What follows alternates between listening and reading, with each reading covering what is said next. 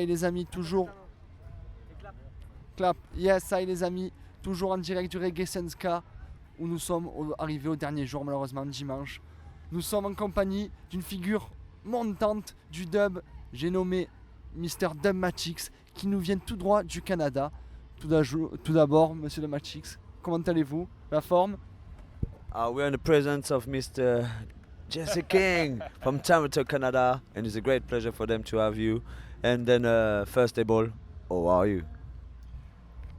Très bien, very très bien. And I also want to say a big up to my friend here, MC Tenja, who's my singer, also plays with Dub Heart Band, very important. They won this year's competition for all the reggae bands out of 15,000. These guys won, so it's my pleasure to be with you, my buddy here. Thank you.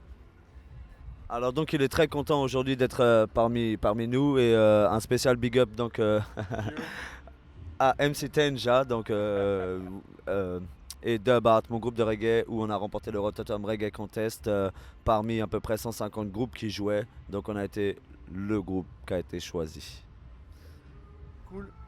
Ben, je fais un gros big up aussi, moi aussi à MC Tenja qui nous fait la traduction parce qu'avec mon accent, ça aurait été vraiment. Donc je vais passer à la première question. Donc Dub Matix, comment tu es rentré un peu dans l'univers du dub?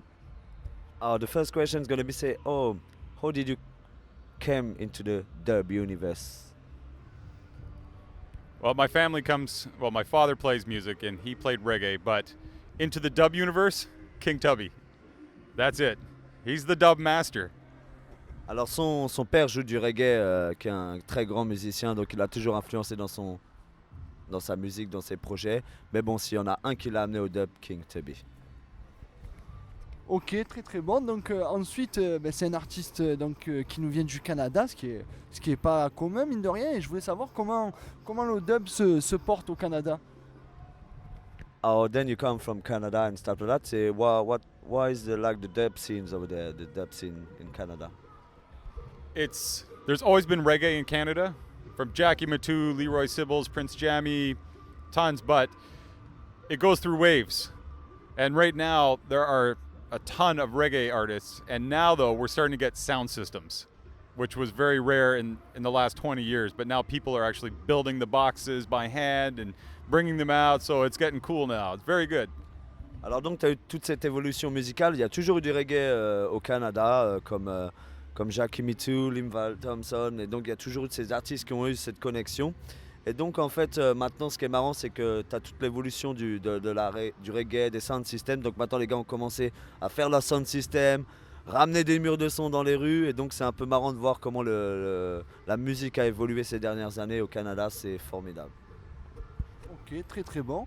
Donc aussi, tu as collaboré donc avec beaucoup de bons artistes comme Brother Culture, Hugh Brown, Dennis Al Capone, et j'en passe, Ranking Joe, etc. J'aurais aimé savoir quelle a été ta meilleure collaboration, si tu en as une préférentielle ou pas. And then you've been in collaboration with many artists on all your album every time, like Brother Culture, tons and tons, Aura Sandy and stuff like that. Have you got any favorite kind of artist or with who you've been collaborated past those years? Yeah, I think that Michael Rose, Sugar My Nut, and Ranking Joe have been some of my favorites, and of course, MC Tenja. Yeah, he said that. Yeah, come on. Non, en fait, il a beaucoup d'artistes, mais bon, il a dit, vous avez compris de toute façon, Michael Rose, tu vois, Ranking Joe, tu vois, vous avez compris de toute façon. Donc ok, du coup j'aurais aimé savoir s'il y avait des artistes avec qui il n'avait pas pu collaborer et qui vraiment ça serait vraiment, il rêverait de collaborer peut-être. I guess there's many artists so you wish have some collaboration with, and then who could it be? I think for me, I'd love to do an album of the vocal trios, like Congos, Abyssinians. I've already worked with the Mighty Diamonds, but all that whole lineage of some of the classic artists from that. I love vocal harmonies, like of course Marley, the Wailers, the original Wailers.